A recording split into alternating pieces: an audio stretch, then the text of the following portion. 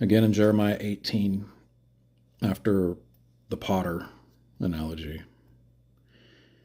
the people are upset because of what the Lord said to Jeremiah, and Jeremiah relayed that to the people, to the point where, because Jeremiah was speaking the words of God to these people and they didn't want to hear it, they plotted against Jeremiah.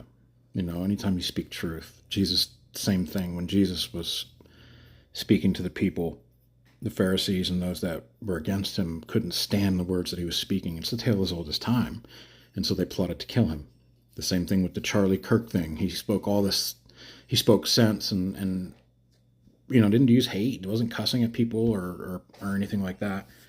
And because they couldn't take the words that he was saying, they murdered him, or someone murdered him. Same thing, tale as old as time.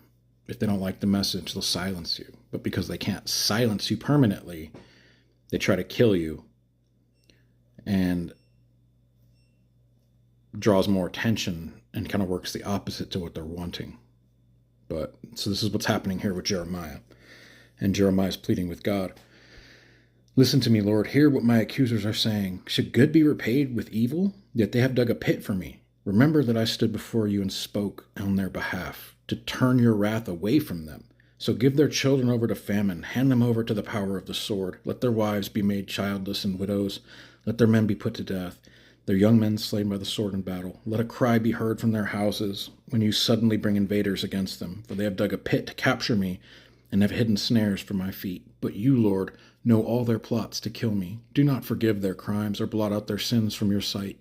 Let them be overthrown before you. Deal with them in the time of your anger. And God says it's not for you to avenge. It is the Lord's to avenge. Like when King David, or at the time when David was being pursued by King Saul. Saul sought to kill David. And at the same time, God delivered Saul into David's hand, and yet David would not kill him because he called him the Lord's anointed. I will not kill the Lord's anointed. I will not be the medium by which my anger will deal with him in vengeance. The Lord will handle the vengeance. And eventually he did through I think it's the Philistines that killed him, and his son Jonathan.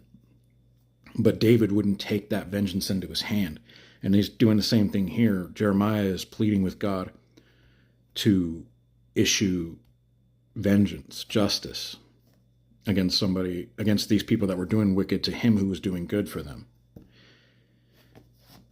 It's the Lord's to avenge. Remember that. Don't take it into your own hands.